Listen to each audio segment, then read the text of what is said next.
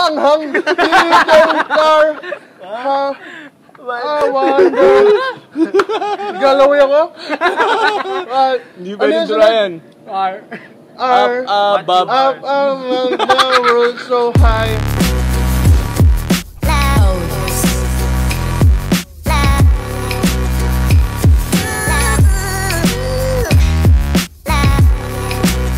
Welcome back sa another episode ng QATV. Ako na naman to, si Donnie Gutierrez. So ito, meron kaming beach sa likod pero hindi gumagalaw. May mga puno, nakita niyan? May ibon, no? Subukan kong tapikin. Ayaw gumalaw ng ibon. So basically, pader, wall art siya. Pero para kami nasa beach. Okay? And this episode is very important for us kasi gusto namin magpasalamat sa lahat ng mga taong sumuporta sa amin. Maraming salamat sa lahat po ng sumusuporta, sa lahat po ng nanonood, sa lahat ng mga, again, walang kakwenta-kwentang taong tumawa, nanood, nag-share at nag-like at nag-subscribe sa channel namin. Maraming salamat po. And today, ang gagawin natin ngayon again, wala na naman kakwenta-kwenta. Alam ko, familiar na kayo sa challenge na to kasi marami na naman nang gumagawa ng ganitong challenge. Pero, gagawin namin siya with a twist. Okay, so para maiba naman, walang kakwenta-kwenta to. Pero, ang pinaka-importante sa video na to, syempre, gusto ko makilala nyo kung ano ang nasa likod ng QATV, kung sino-sino ang nasa likod ng QATV. And isa-isa ko silang ipapakilala sa inyo at maybe magbibigay lang sila ng short description kung sino sila at kung gaano sila kawalang kwenta. Kaya ako po sila kinuha kasi wala naman talaga silang kakwenta-kwenta eh. Hindi ko po sila binabayaran, sila po yung lumapit sa akin, tapos sinabi nila sa akin na gusto nila magtrabaho para sa akin. So kinuha ko na po sila. Wala naman sila talagang kakwenta-kwenta, mga nilalang eh.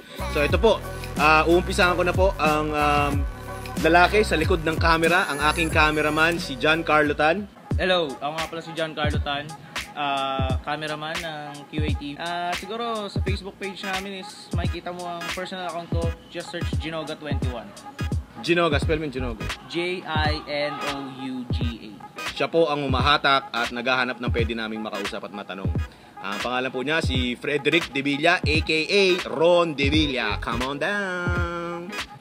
Ako nga pala si Frederick Ron De Villa. Ako ang Public Relations Manager ng QATV. Makikita niyo ako sa Facebook, sa page namin as Frederick_De Villa.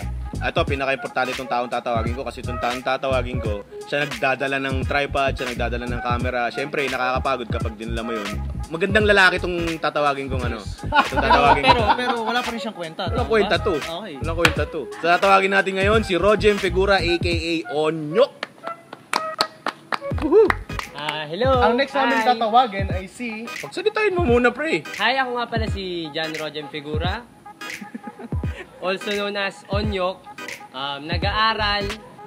Rojem_JR, yun lang.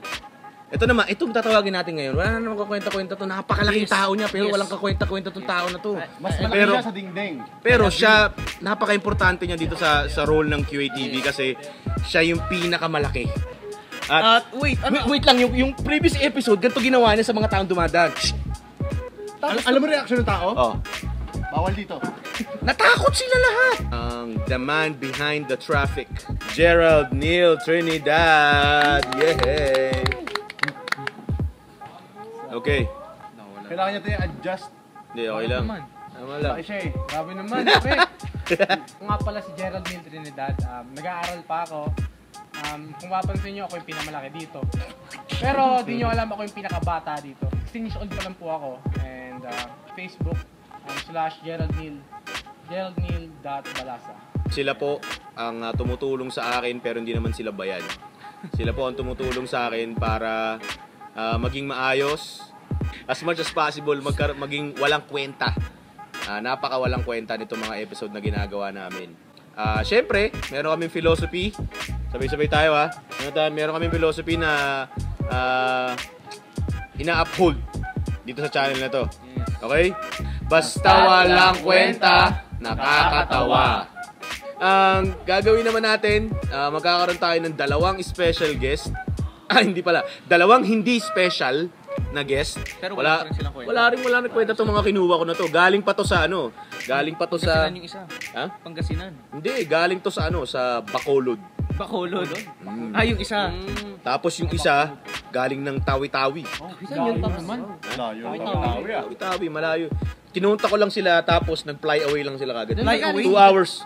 Doon magana si Tita Shaw? 2 hours? Oh, 2 hours lang, pre. 2 hours lang? By land. By land? Wow! Wow. Saan siya? Ibang bansa ba siya? Hindi, tawi-tawi, Pilipinas pa rin yun. Pilipinas pa rin. Lumangoy nga. Lumangoy nga lang siya. Lumangoy lang siya. Akala ko ba by land? Lumangoy siya. Underwater. Lumangoy diba? siya sa tubig. Pre, may land naman sa tubig, di ba? Ilalim ng tubig, di ba? May land doon. Mga wala kayong kwenta talaga kausap eh. Okay, so tatawagin natin ang first na guest natin. Walang, hindi siya special na guest. And tropa din to dito sa amin. And ang pangalan niya ay si Mikel Dizon. You can search me on Facebook. Facebook.com/Mikel.Kelmix. Mikel.Kelmix. Walang kwenta-kwenta. Kwenta-kwenta yan. Ito, last ano natin, hindi special na guest. Wala rin. Ito, walang kwenta na ito. Sa Bacolod. Hindi, kanina tinawag ko lang ito 5 minutes ago. So, hindi sumama kung gusto mo. Wala namang kakwenta-kwenta ito gagawin natin. Okay, tambay po ito dito. Tapos, taong court. Nakatira doon sa court eh. Ano nakatira sa Pero court? alam ko may antena siya. Antena. Antena. May antena. May antena. Antena. Tapos, ito pong taon to, makita nyo na ito, pakalat-kalat dito sa barangay namin. Hindi ata kumakain to eh. Nasa ilalim ng sasakyan. Pre, ano pang tawag sa Pag mainit, pag tinik ang araw, nasa ilalim sa sasakyan niya, para pusa. Pre, anong tawag sa kanya dito sa ano? Hindi ko alam. Otnis. Otnis. Otnis. Sinto. Otnis daw. Si Ronel Caguro. Yeah! Pinakita sa camera. Ay, ako pala si Ronel Rasonape Caguro. Wow. At ako ay di nakapag-aral ngayon dahil nawalan ng kuryente yung eskwela na taga-enroll. Wala akong Facebook dahil famous na ako. At Walang kwenta. Pag walang kwenta. bumabansag sa akin ng Otnis, thank you. Dahil yun talaga. At ang challenge na to ay yan, ito yung Bean Boozled. Ito yung Bean Boozled. Alam niyo na to. So ang gagawin natin with the twist. Habang kinakain ang Bean Boozled, mamimili sila kung kakanta sila ng Lupang Hinirang o kakanta sila ng Twinkle Twinkle Little Star. Okay? So, ganun ang gagawin natin. Walang kakwenta-kwenta, di ba? Okay, so simulan na natin. Medyo challenging to, no? Ang house rules natin, hindi pwedeng idura, hindi pwedeng isuka, kailangan kainin, lunukin. At kailangan pakita sa camera na wala nang laman yung bibig. And kapag maayos yung lasa ng nakuha mong jelly belly or beans, hindi ka nakakanta. Pero kapag pangit yung lasa, kailangan kantahin mo yon habang inuubos mo yung jelly bean. Kailangan dito integrity, kailangan honest kayo. Sisimulan ko na. First blood ako, first blood. Okay. Shut your eyes. Wala kayo isa. Okay. Okay na. Sabihin ko kung play. Okay na. Oh, so kay Brown. Sabi dito, it's either canned dog food o chocolate pudding. Pili mong kanta. Chocolate pudding! Yeah! Chocolate pudding, sarap, pre. Takpan yung matang Carlo. Isa lang, ha? Okay. Okay na. So, yan, it's either barf o peach. Peach. Okay. So, ikaw naman mamili kung sino kasunod. Okay. Hindi na. Takpan mo na yung mata. Oh. Ano yan? Oy, kulay blue. So, it's either toothpaste o berry blue. Wala ka kwenta. Toothpaste o berry blue. Kantayin mo!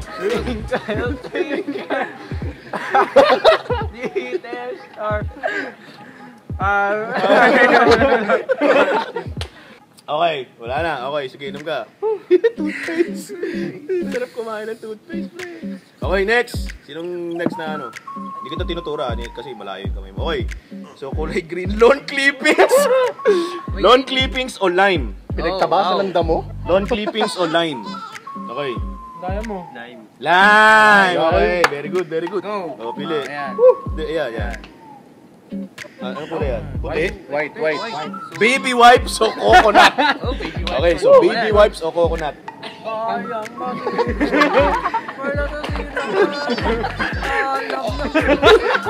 Ubusin mo! Lupang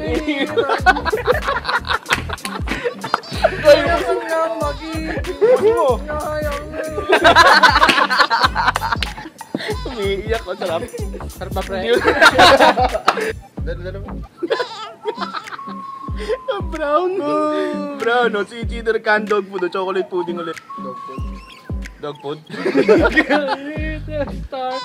How I wonder what you Wala pa nakakuha ng buko. Okay, wala. Oh, sige. Hindi kita inaano dun sa ano. Ayan yan lahat. Ayan na. Hey! Oh! Ilan yan? Puti! Baby wipes o coconut? Ano? Kanta. Twinkle, twinkle. Ba't ganon? Okay na. Woo! Skunk spray. Oh, boom, boom. Skunk spray. Kanta na, boy. Kanta na. Parang baho na. Ang baho. Kanta. Ang alam na puso. Kainin mo na, pre. Kainin mo na.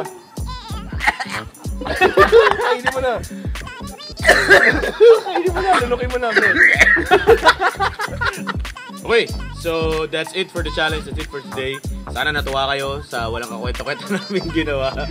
Gusto namin i-take tong opportunity to para talaga magpasalamat sa lahat ng mga nanood sa amin at sa lahat ng mga sumusuporta. Ngayon, gusto namin kayo maging involved dito sa channel namin. Since nagtatanong kami ng walang kakwento-kwentang tanong at nagpupunta kami sa mga campuses at kung saan man lugar. So, let us know kung ano yung gusto nyong itanong namin sa mga tao. Ilagay nyo yung walang kakwenta-kwenta yung tanong sa comment box sa baba. Tapos, mamimili kami sa susunod naming episode, mamimili kami kung ano yung pinakamagandang walang kwentang tanong. Kung gusto nyo pumunta kami sa school nyo, let us know. Kung meron kayong contact dun sa admin nyo or sa guidance office or sa dean's office nyo, sabihin nyo sa amin, i-raid namin yung school nyo. Add us up sa Facebook namin. So, just key in walang kwentang tanong. Search nyo lang siya sa search box at makikita nyo na dun. Picture namin yun.